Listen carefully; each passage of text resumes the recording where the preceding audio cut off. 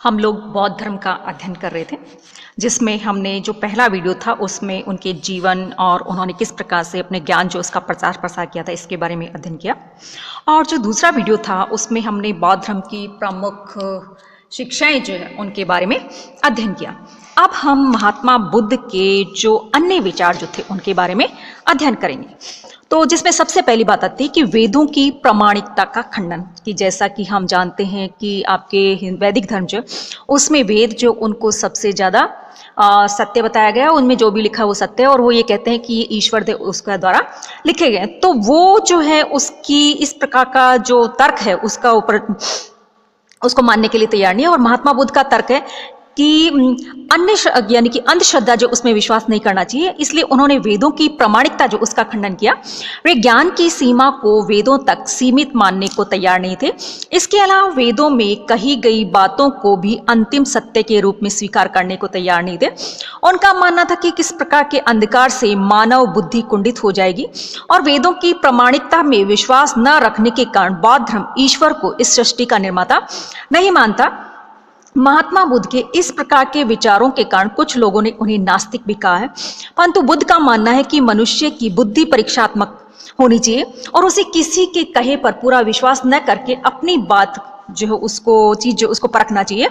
और स्वयं अपने विश्वास में उन्होंने कहा कि जो लोग मुझे सर्वज्ञ मानते हैं वे मेरी वास्तव में निंदा करते हैं, क्योंकि जो बात सही हो, जो सत्य की कसौटी पर खरी उतरे, जिस पे आपका मन और विश्वास दिमाग मानने के लिए तैयार हो, उन्हीं बातों पर विश्वास करना चाहिए, अंधविश्वास नहीं करना चाहिए।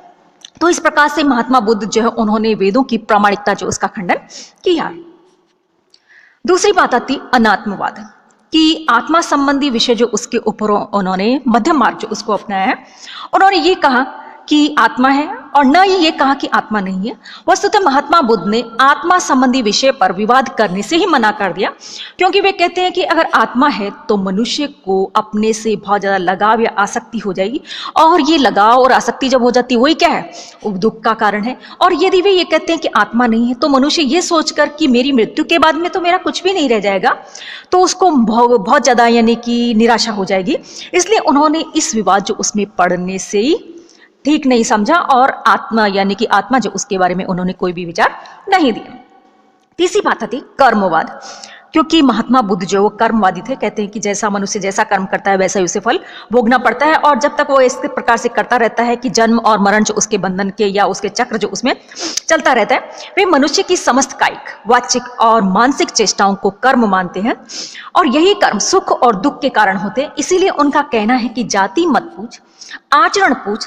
निम्न जाति का व्यक्ति भी अच्छे कार्यों से ज्ञानवान और पाप रहित मुनि हो सकता है, और आचरणहीन ब्राह्मण शूद्र हो सकता है।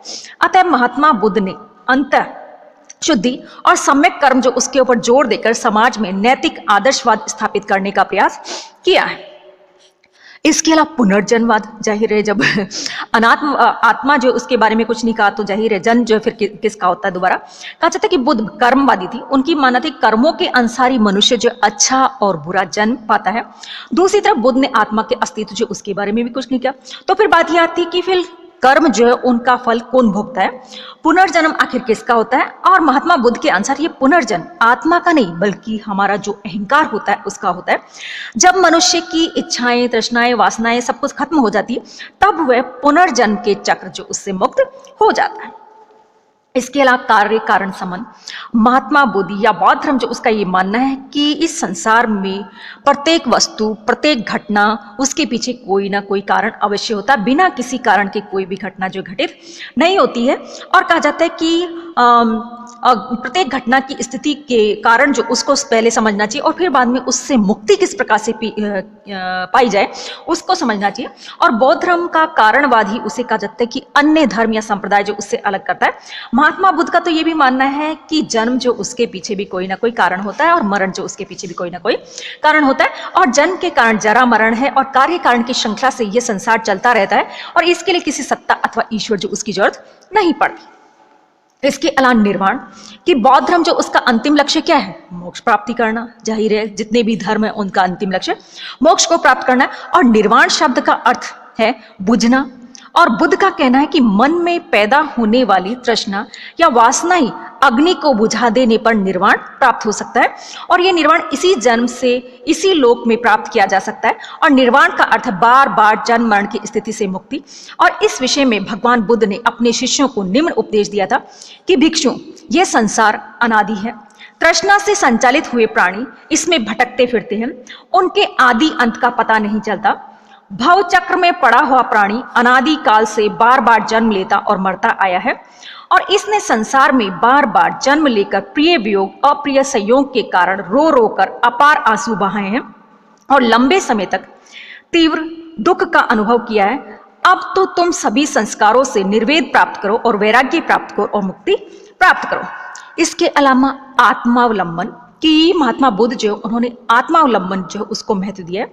बौद्ध धर्म का एक प्रमुख तत्व क्या है? करुणा यानी कि दया, और उसके 3 भेद बताए हैं। स्वार्थ मूलाकरण यानी कि एक माता की अपने बच्चे के प्रति जो करुणा होती है उस वो वाली, जिसको कि स्वार्थ मूला कहा गया। दूसरा है सहेतु की करुणा, यानी कि किसी को अगर हम कष्ट में पड़ा हुआ देखकर, जैसे कोई बहुत ज्यादा बीमार है, किसी को जैसे एक्सीडेंट हो गया किसी का, तो हम क्या करते हैं, उसके ऊपर हमारा दिल जो पसीज जाता है और हम उसकी किसी प्रकार से रक्षा या सेवा करते हैं। इसके अलावा अहेतु की या महाकरुणा, इसमें न तो मनुष्य का कोई स्वार्थ होता है और न ही वह किसी पवित्रता का विचार करता है, वह सभी पर समान रूप से अपनी करुणा या दया जो उसको बिखेरता है। और महात्मा बुद्ध ने मनुष्य को स्वयं अपना भाग्य विधाता कहा है। उनका यह भी मानना है कि मनुष्य अपने ही प्रयत्नों से दुखों से छुटकारा प्राप्त कर सकता है और इसके लिए ईश्वरीय कृपा की आवश्यकता नहीं है। इसके अलावा प्रतित्य समुत्पाद की कहा जाता है कि हमने ये भी चीज भी पढ़ी कि भी किस प्रकार से जैन धर्म बौद्ध धर्म जो है वो हर चीज जो उसके पीछे कोई ना कोई कारण बताता है, बिना कारण कोई घटना नहीं घटित है। तो कहा जाता है कि प्रतित्य जो उसका अर्थ है कि इसके होने से, और समुत्पाद का अर्थ है यह उत्पन्न होता है, यानी कि ये चीज होगी तो ये चीज उत्पन्न होगी, अर्थात किसी कारण से कोई बात उत्पन्न होती है। दूसरे शब्दों में इसे कार्य कारण नियम भी कह सकते हैं। यह बौद्ध धर्म के मूल उपदेशों में से एक है, और किसी भी घटना के लिए कोई भी कारण आवश्यक होता है, बिना कारण कुछ भी घटित नहीं होता है। और ये कार्य कारण परंपरा से इस सत्य की स्थापना हुई कि संसार में बार बार जन्म और उससे होने वाले दुखों का संबंध किसी सृष्टिकर्ता से नहीं है, प्रत्युत उनके कुछ निश्चित कारण और शर्तें होती हैं, और इसी के कारण बुद्ध को अनीश्वरवादी भी कहा जाता है। और प्रतित्य समुत्पाद को महात्मा बुद्ध ने इतना महत्व दिया कि उन्होंने इसे धम्म नाम दिया। इसके अलावा क्षणिकवाद कि प्रतित्य समुत्पाद के सिद्धांत से किसका, क्षणिकवाद अथवा परिवर्तनवाद जो उसका जन्म होता है, अर्थात इस संसार जो उसमें प्रति क्षण जो चीजें हैं वो क्या होती है, चेंज होती रहती है। कि बौद्ध दर्शन परिवर्तन तथा क्षणिकवाद में विश्वास रखता है। संसार और जीवन दोनों में से कोई भी नित्य नहीं है, शाश्वत नहीं है, और उनकी स्वतंत्र सत्ता नहीं है। दोनों क्या है, परिवर्तनशील है, इसीलिए नाशवान है। और महात्मा बुद्ध का मानना है कि यह जगत परिवर्तनशील है और इसकी प्रत्येक वस्तु प्रतिक्षण बदलती रहती है, अर्थात प्रति समय चेंज होती रहती है, और यहाँ तक कि आत्मा व जगत की निरंतर बदलता रहता है, परंतु संसार का ये परिवर्तन हमें दिखाई नहीं देता है। ठीक वैसे ही दिखाई नहीं, जब नदी बहती है तो उसका बहता हुआ जल हमें दिखाई नहीं देता है, केवल ऐसा चलता है कि नदी चल रही है, लेकिन उसमें प्रतिक्षण, क्योंकि वो पानी जो वो तो दूसरा होता रहता है, तो वो चीज हमें दिखाई नहीं देती है। इसके अलावा उनके सामाजिक परिणाम क्या निकले थे उसके बारे में महात्मा बुद्ध जो उनके कि महावीर स्वामी की बात थी। महात्मा बुद्ध जो वो भी कौन से ब्राह्मणवादी जाति व्यवस्था जो उसके विरोधी थे, वे जन्म के आधार पर किसी को भी छोटा और बड़ा मानकर नहीं मानते थे। वे कर्म के आधार पर प्रत्येक व्यक्ति जो उसका मूल्यांकन करते थे। वे दास प्रथा जो उसके भी विरोधी रहते थे, और उनकी मान्यता थी कि बेकारी एक बहुत बड़ा अभिशाप है और ये राज्य का कर्तव्य है कि वे हर व्यक्ति को किसी न किसी काम में लगाए रखे। और बुद्ध राजतंत्र के पक्ष में थे। वे राजा को सारी भूमि का स्वामी मानते थे, और उनकी कल्पना के अनुसार आदर्श राजा उसे कहना चाहिए जो कि शस्त्र बल तथा दंड के बिना केवल नीति और धर्म के माध्यम से अच्छा शासन चला सके। उन्होंने सामाजिक उन्नति के लिए कई बातें जो उनके ऊपर भी जोर दिया, जैसे हिंसा, निर्दयता, इसके अलावा पराई स्त्रियों के साथ दुराचार के विरोधी थे, और चुगलखोरी, कड़वी भाषा तथा प्रलाप के विरुद्ध थे। उनकी मान्यता थी कि प्रत्येक गृहस्थ को अपने माता पिता, आचार्य, पत्नी, मित्र, सेवक और साधु सन्यासियों की सेवा करनी चाहिए, और वैर से वैर नहीं मिट सकता, इसलिए प्रेम का सहारा लेना चाहिए, और अक्रोध से क्रोध को जीतना चाहिए, और दूसरे के दोषों को देखने की आदत नहीं रखनी चाहिए, और जो कहो सो करना चाहिए, और मन वचन कर्म को संयमित रखते हुए जीवन जो उसका व्यापन करना चाहिए।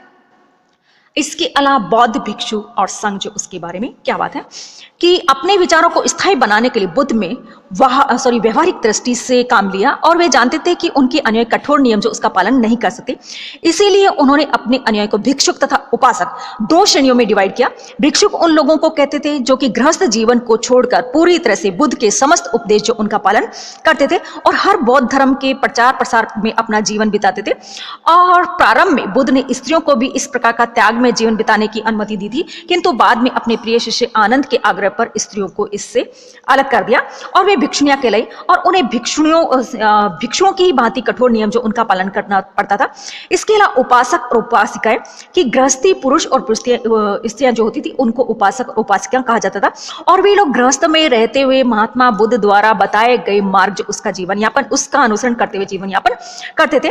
और भिक्षुक वर्ग को संगठित और संयमी बनाए रखने के लिए बुद्ध ने बौद्ध संघ जो उसकी भी स्थापना की और संघ में भिक्षुओं को वहां की दिनचर्या और कार्यक्रम के अनुसार ही अपना जीवन यापन करना पड़ता था और संघ में जाति पाति भेद नहीं हुआ करता था और संघ का मुख्य काम बौद्ध धर्म जो उसका प्रचार प्रसार हुआ करता था। इसके अलावा संघ में रहने के लिए भिक्षु भिक्षुणियों के लिए अलग अलग से मठ बने होते थे जहां वे अपना त्याग में और सादा जीवन व्यतीत करते थे और वर्ष में 8 महीने तक भिक्षु भिक्षुणी घूमकर बौद्ध धर्म जो उसका प्रचार प्रसार करते थे और 4 महीने वो मठ में रहते हुए अपना आत्मचिंतन या साधना किया करते थे।